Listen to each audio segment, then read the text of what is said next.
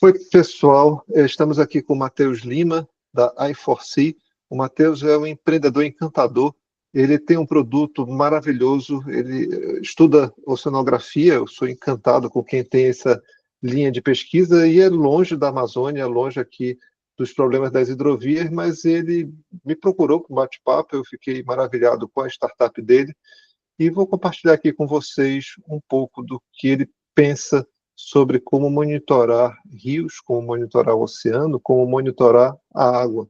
Fique muito à vontade, Matheus. Bem-vindo. Obrigado, Augusto. Nosso primeiro papo foi muito bom e já estava com isso na agenda, né, de conversar um pouquinho mais sobre oceanografia, clima, previsão e riscos climáticos. A IFOC é uma empresa que possui um software de gerenciamento de risco climático. Hoje a gente faz esse gerenciamento tanto de 0 até 90 dias à frente.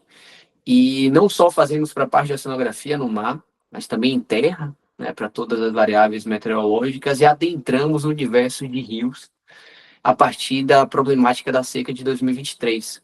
Então a gente foi receber um chamado de um grande armador e fez assim, cara, eu preciso resolver esse problema porque tá tá me deixando de cabelo em pé, vocês podem me ajudar. E com tudo que estava acontecendo, todas as matérias que estavam saindo, a gente se debruçou sobre o assunto e fez, cara, será que dá para usar a nossa expertise já nas outras variáveis para fazer uma previsão do risco climático de seca, para mitigar os impactos da seca para armadores, indústria, para exportadores. Então a gente se debruçou sobre isso e conseguiu fazer uma análise climática que gera até 90 dias à frente o nível d'água para determinados pontos do rio.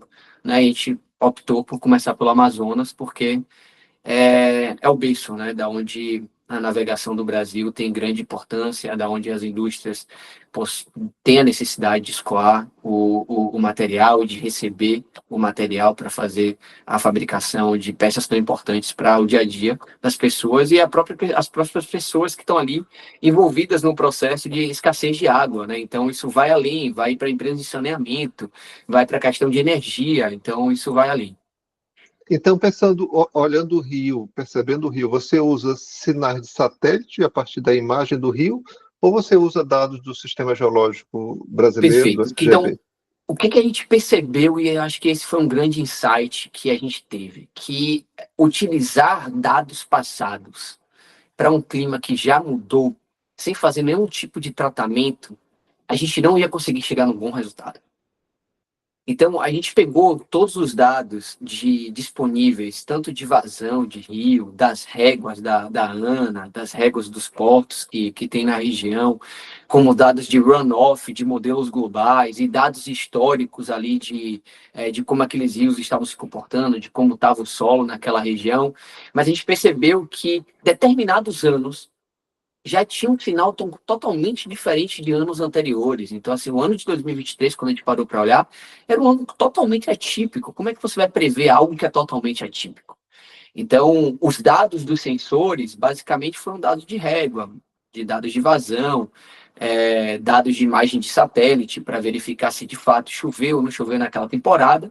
Mas a gente precisava olhar para os fenômenos climáticos e fazer uma previsão hiperlocal que desse para a gente um clima que já mudou, que não seja aquele clima na era pré-industrial e usar aquele catatal de dado pré-industrial que a gente tem que não vai servir para uma previsibilidade climática de mais médio a longo prazo. Né? Então, a gente teve essa expertise no olhar e falou assim, não, dá para treinar esse modelo de forma diferente, senão a gente vai chegar aos mesmos resultados das soluções que já existem. E aí, então, você vai montando essa curva com base na meteorologia e com base no dado analisado histórico.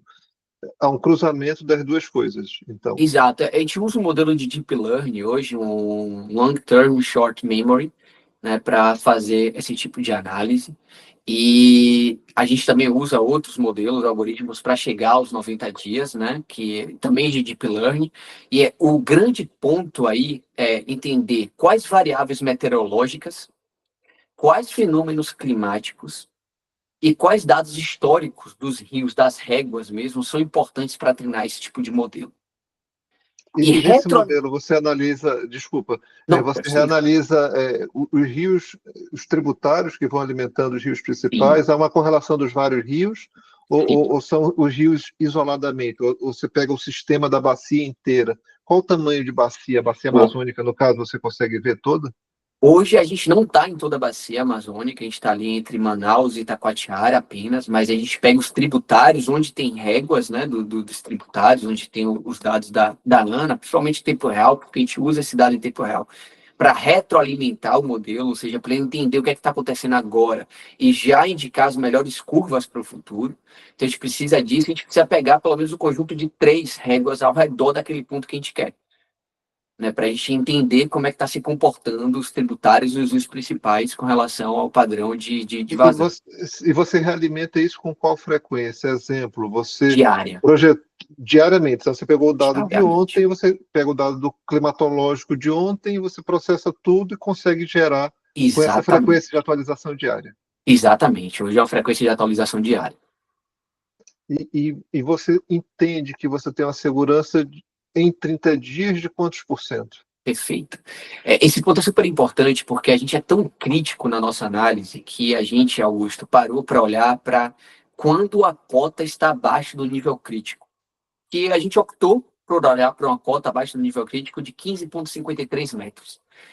Por que 15,53 metros? Da nossa conversa com líderes de armadores, da nossa conversa com líderes que estavam ali exportando e com os portos, eles falaram, não, o nível de 15,53 metros, eu já não consigo ir com navio cheio para Manaus, por exemplo. Então a gente começou a olhar a assertividade só nesse período. Por quê? No momento típico do rio, de uma subida, ou que o rio ainda está cheio, acertar é muito mais fácil. Então, a gente está falando de uma assertividade, quando a gente vai na casa de 30 dias, que o nosso modelo para 2024, que foi um cenário mais atípico do que 2023, ele tem uma assertividade de apenas um dia antes do período da cota de 15,53. Ou seja, a gente desviou por menos um dia. A gente disse que, em vez de ser no dia determinado pela cota, que foi, eu não me lembro o dia, se foi o dia 17 de novembro, a gente teve um desvio de um dia, a gente botou no dia 16. Né? Então, esse foi o desvio temporal, e o desvio na casa de centímetros foi de 0,31 centímetros, desculpa, 31 centímetros com 30 dias. Com 30 dias. Eu vou colocar na tela aqui o boletim da ANA, que o SGB gera. A gente vai estar Uhum. junto no evento do dia 23. A pessoa que gera esse relatório vai estar conosco no evento Perfeito. para debater lá o que vai acontecer. Eles conseguem fazer alguma extrapolação também. O método, Exatamente. quando a gente pega o método que eles adotam versus o método que vocês usam, eu imagino que eles têm estruturas de construção distintas, né? Eu vou aumentar o zoom aqui para melhorar o visual.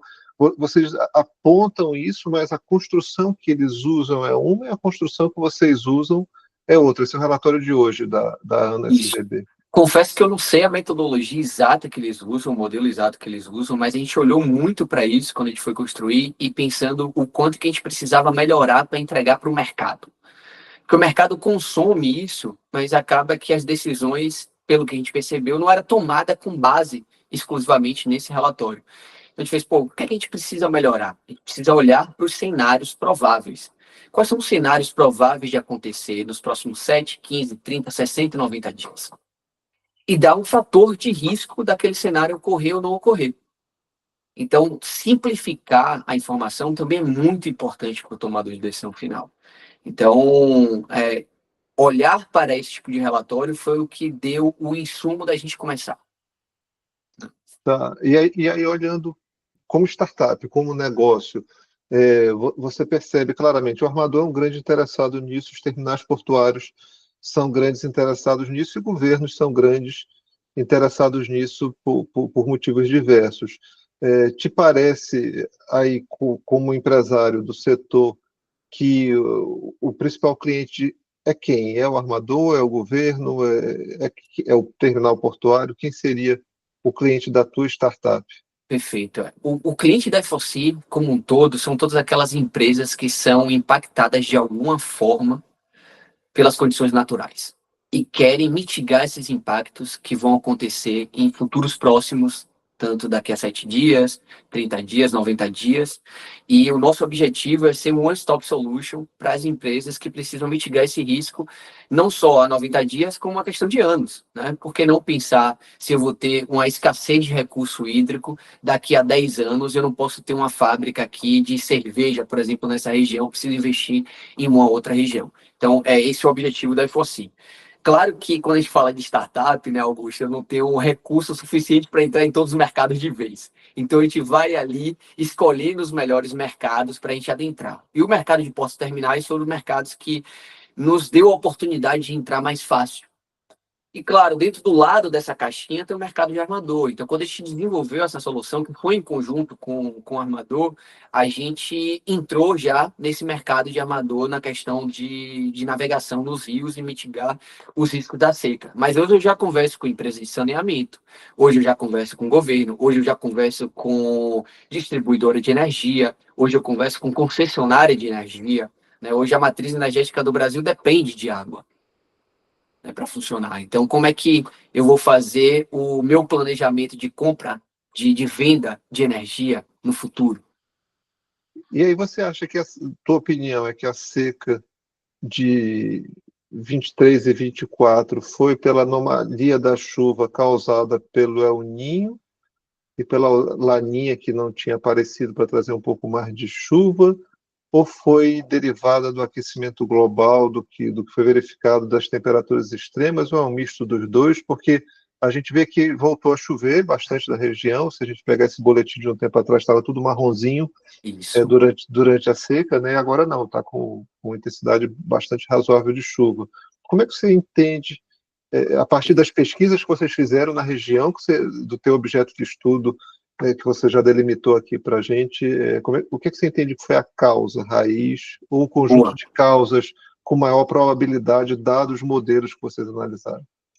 Meu lado científico, que eu fiz mestrado, vai sempre dizer que é necessário um estudo de causa e efeito para dizer se foi aquecimento global ou não, né? Mas fora o lado científico e observando o que a gente fez com nossa inteligência artificial para prever a seca de 2024, olhando para 2023, alguns pontos são muito importantes. Um deles, um deles é o El Niño e a Laninha, como você citou, que o El Niño forte que aconteceu 2022 para 2023, ele foi um influenciador do aumento de temperatura no globo, que é uma causa natural, porém esse aumento de temperatura já estava acontecendo, que é uma causa do aquecimento global. Então, quando você une dois fenômenos, e esse fenômeno vem a calhar que ele é muito forte, como mais forte, inclusive, do que aconteceu em 2010, foram pouquíssimos fenômenos de El Niño que aconteceram tão forte. Se eu me recordo, foram 4 eventos, desde a série histórica que é medida, de 1900 e alguma coisa, não vou lembrar a data específica, mas depois a gente pode olhar isso. O El Niño teve uma grande influência. O aquecimento global, com certeza, teve uma grande influência nisso, apesar de não ter um estudo de causa e efeito, ou pelo menos eu não li nenhum estudo de causa e efeito. Só que não é só o El Niño e a Laninha que influencia. Hoje a gente tem a Madre Júlia, que influencia, que é um fenômeno transitório que ocorre a cada 30, 60 dias. A gente tem outros fenômenos climáticos que são influenciadores da chuva na região e na bacia do Amazonas. Então, todos esses fenômenos climáticos juntos, eles vão indicar se a gente vai ter mais chuva, uma anomalia positiva de chuva ou anomalia negativa de chuva. Ou Então, é um seja, conjunto de fatores.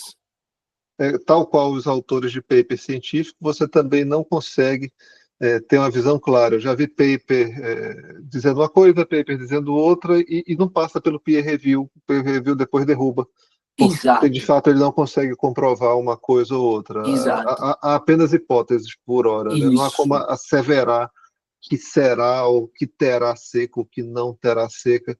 Por enquanto, isso é na casa da bola de cristal, não é na casa do estudo científico. Eu Mais não que três diria que é na meses seria casa. temerário ou não?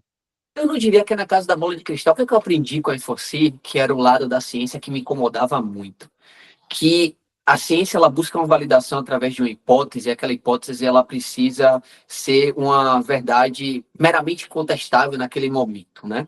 E o que eu aprendi com a I4C é que, às vezes, a gente precisa saber a causa. A gente precisa dar para as pessoas a informação correta para ela tomar a melhor decisão.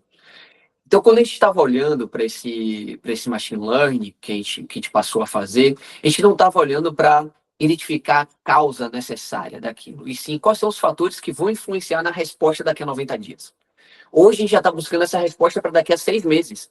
E está tendo bons resultados, né? A gente saiu de um desvio de 0,96 metros, ou seja, 96 centímetros, para 90 dias, para um desvio de 1,20, 1,20 m para 6 meses, ou seja, está quase igualando o nosso 90 dias, que já baixou para 0,61 metros, ou seja, 61 centímetros. Então, a partir do momento que você consegue treinar um algoritmo de forma a ele entender quais são os itens que vão alavancar a necessidade de uma informação para dar para um tomador de decisão sobre seca ou cheia, você começa a entender as causas e efeitos para aquele tipo de informação.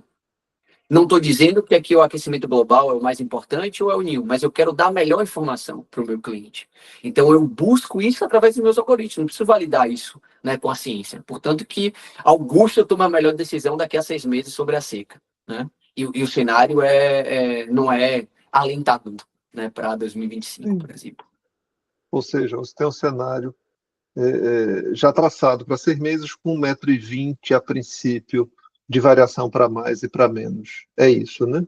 Exatamente, exatamente. Muito legal.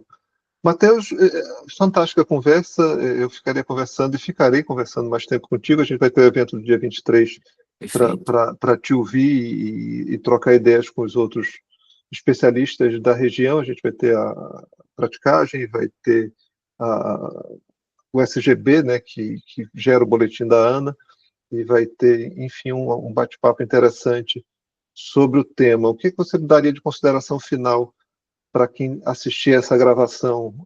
Além da resposta de brinde, se você quiser dar, vai passar navio de grande porte, o armador passa no Tabocal e Itacoatiara adiante, vai para a ZP2 ou fica lá na ZP1 e tem que transbordar?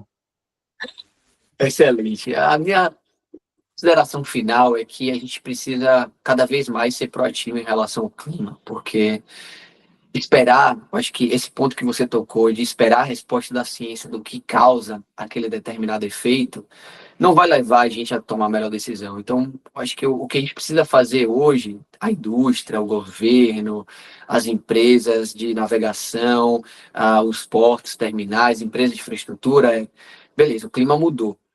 Como é que eu posso adaptar a minha operação, os meus ativos para esse clima que já mudou? E hoje tem diversas ferramentas para dizer o que é que vai impactar, né? Então, o que eu busco com essas pessoas é que venha uma proatividade a partir de uma informação que seja específica para aquele determinado tipo de infraestrutura e ativo. E estamos a 6 meses, né, ainda de distância, nem do período de seca. Eu não vou conseguir te dizer se vai passar ou não, mas eu tenho certeza que vai ter restrição. Isso é fácil, todo mundo sabe que vai ter restrição. Eu vou deixar isso como vai ter restrição e vou atualizando vocês com relação a tendência de seca maior ou menor do que 2024. Acho que o ano que a gente está olhando agora é o ano de 2024, não é nem mais 2023, que foi a pior de todos, né? Perfeito. Vai ter seca. Isso aí os caboclos já nos disseram. Isso aí todo mundo já sabe. E a gente já aprendeu com eles. E o teu modelo valida o que foi visto. Muito legal, Matheus. Muitíssimo obrigado pela conversa. Vai ser uma honra tê-lo no evento. Dia 23, vamos conhecer um pouco mais a tua startup e vamos ver se a gente te atrai para ficar mais tempo aqui pensando na Amazônia e não pensar só no oceano maravilhoso do entorno da Bahia e de tudo que você já faz por aí. É Obrigado isso. a você. Valeu. Muito obrigado. Abraço.